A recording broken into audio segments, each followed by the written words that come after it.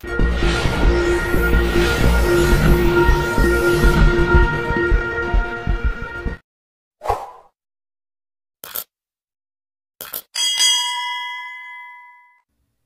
anak kelas 7, salam olahraga. Iya, ini untuk anak kelas 7 SMP. Bapak akan menyampaikan materi pembelajarannya. Tapi sebelum Bapak sampaikan, apakah keadaan kelas 7 sehat-sehat semuanya? Harapan Bapak, anak kelas 7 sehat-sehat semuanya dimanapun berada. Oke, jadi Bapak akan langsung aja menyampaikan materi kelas 7. Materi kelas 7 yang Bapak sampaikan itu adalah aktivitas bela diri. Khususnya aktivitas pembelajaran bela diri dengan pencak silat. Nah, Bapak ini membacakan materi pembelajarannya kurikulum 2013 revisi 2017. Ya, kita akan mulai saja. Pencak silat merupakan olahraga bela diri asli Indonesia.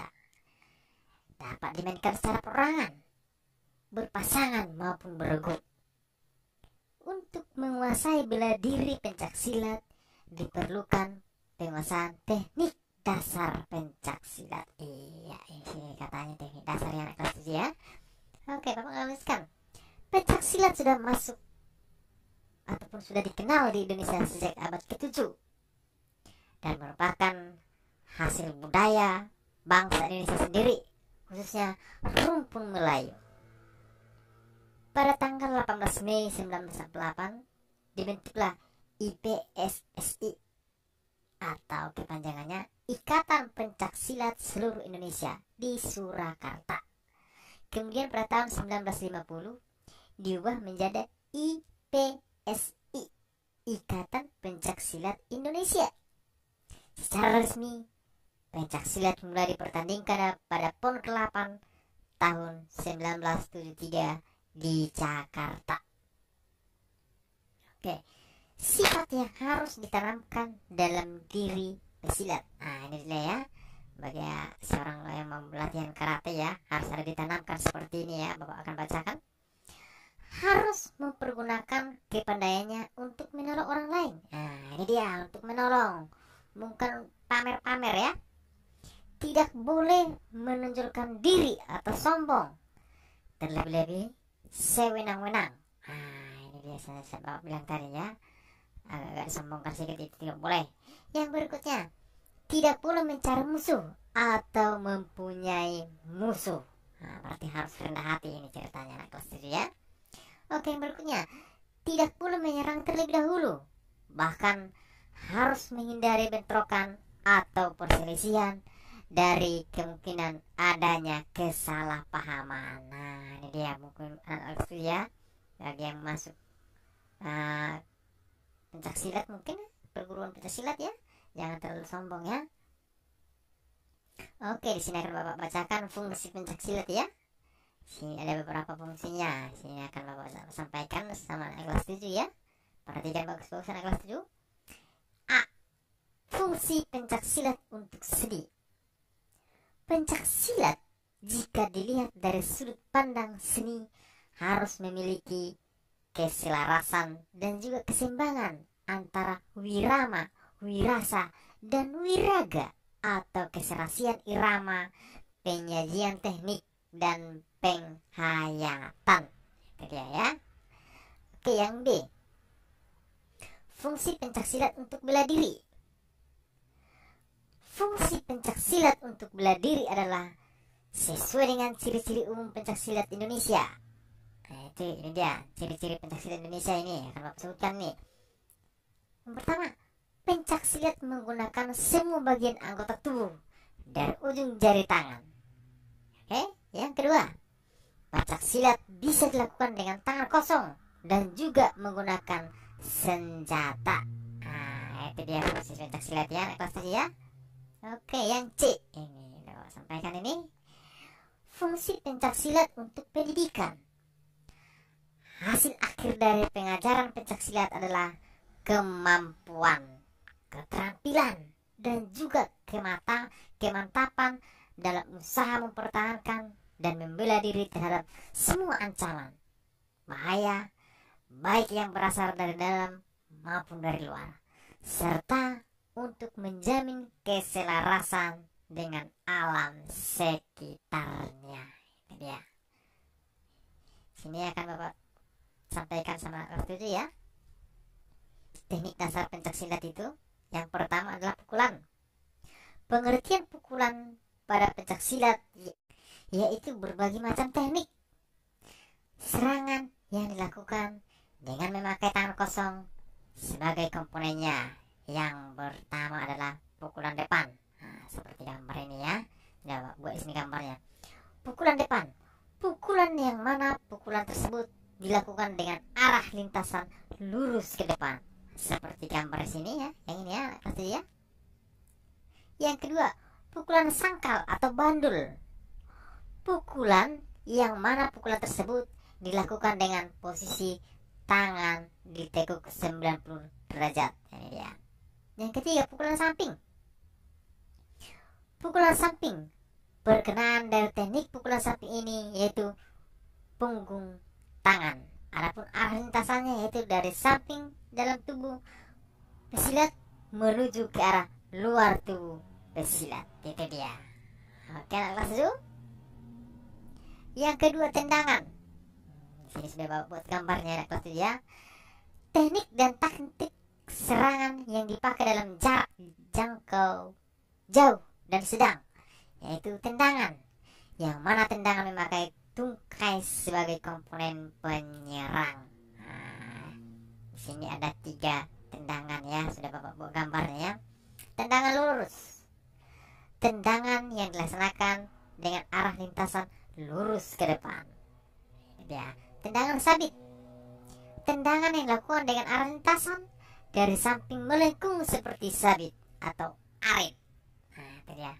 Tendangan T, tendangan yang dilaksanakan dengan posisi dari tubuh menyamping dan lintasan tendangan lurus ke samping. Nah, ini sudah buat sini gambarnya ya. Oke, yang berikutnya tendangan jejak. Tendangan yang dilakukan dengan posisi dari tubuh tegak dan arah lintasan lurus ke depan. Berkenaan pada tendangan jejak yaitu tumit, seperti gambar yang ini ya. Tendangan belakang, tendangan yang dilaksanakan dengan cara terlebih dahulu memutar tubuh dan sikap tubuh membelakangi lawan, seperti gambar yang ini dia, yang di tengah-tengah. Tendangan gajul, perkenaan tendangan gajul yaitu pada tumit, sedangkan arah lintasannya yaitu dari arah atas ke bawah. Ini dia. Oke, anak kelas 7. Oke, kita lanjutkan. Yang ketiga, tangkapan. Yang dimaksudnya tangkapan dalam pencaksilat yaitu teknik dan taktik serangan pada jarak dekat yang sedang yang dilakukan dengan cara menangkap salah satu komponen tubuh lawan dan selanjutnya dilakukan bantingan, jatuhan, dan kuncian. Yang keempat, jatuhan. Pengertian jatuhan dalam pencaksilat adalah teknik dan taktik serangan pada jarak jauh dan sedang yang dilakukan dengan memakai tungkai atau kaki untuk dapat menjatuhkan lawan. Teknik jatuhan pada pencaksilat biasanya disebut sebagai teknik sapuan. Ya. Yang berikutnya, bantingan. Pengertian bantingan pada pencaksilat adalah teknik dan taktik serangan pada jarak dekat yang dilakukan dengan cara terlebih dahulu menangkap salah satu organ tubuh lawan yang kemudian dilakukan dorongan atau tarikan kemudian dilepaskan. Itu dia bantingan. Di sini ada Bapak buat aturan pencaksilat ya, di mana selalu ada aturan itu. Di sekolah juga ada aturan, di rumah juga ada aturan, di sini juga ada aturannya. Itu kayak yang pertama akan Bapak sampaikan. Ketentuan bertanding kategori tanding. A. Perlengkapan bertanding pencaksilat. Yang pertama itu pakaian. Pakaian yang digunakan seorang pesilat adalah memakai pakaian pencaksilat model standar warna hitam sabuk putih. Itu dia. Oke, yang berikutnya, perlindungan badan dengan ketentuan sebagai berikut. Kualitasnya standar pesilat, warna hitam, terdapat 4 macam ukuran: ekstra besar, besar, sedang, dan kecil. Sabuk atau bengkung merah dan biru untuk pesilat. Sebagai tanda pengenal sudut, satu gelanggang membutuhkan setidaknya 5 buah pelindung dari setiap ukuran. Yang berikutnya, pesilat putra memakai pelindung kemaluan dari plastik. Pelindung sendi atau pelapis ukuran tipis tanpa bagian yang tebal bertujuan yaitu untuk melindungi cedera sesuai dengan fungsinya. Oke, naik kelas 7. Kita masuk ke tahap pertandingan. Tahapan pertandingan. Pertandingan pada pencaksilat menggunakan tahapan babak pertandingan, yaitu dengan diawal dari tahapan penyisihan, seperempatan final, semifinal, dan final, tergantung dari jumlah peserta pertandingan yang mengikutinya dan berlaku untuk semua kelas. Itu dia tahapan pertandingannya. Oke, yang berikutnya akan saya sampaikan mengenai babak pertandingan dan waktu. Babak dan waktu dalam pertandingan pencaksilat yaitu: yang pertama, pertandingan pencaksilat berlangsung dalam 3 babak. Yang kedua, setiap babak terdiri dari 2 menit bersih. Itu dia. Yang ketiga, di antara babak akan diberikan waktu untuk istirahat selama 1 menit. Jangan terlalu capek ya, ambil napas dulu. Yang keempat, waktu pada saat wasit menghentikan pertandingan tidak termasuk dalam waktu bertanding. Itu dia, pada saat wasit menghentikannya ya. Yang berikutnya, penghitungan terhadap pesilat yang jatuh oleh sebab serangan yang sah tidak termasuk dalam waktu bertanding. Itu dia. Yang D, pendamping pesilat. Bagi pesilat yang akan melakukan pertandingan harus mempunyai pendamping. Khusus untuk kategori tanding, didampingi oleh pendamping pesilat sebanyak-banyaknya adalah 2 orang yang betul-betul memahami secara baik semua ketentuan dan peraturan pertandingan pencaksilat. Kenapa harus dampingi anak kelas 3? Anak kelas 7? Supaya pada saat ada kesalahan lawan, yang mendampingi bisa menjumpai tim penilai atau wasit untuk menanyakan keabsahan kesalahan lawan itu. Itu dia. Oke, tata cara dan peraturan pertandingan. Tata cara pertandingan.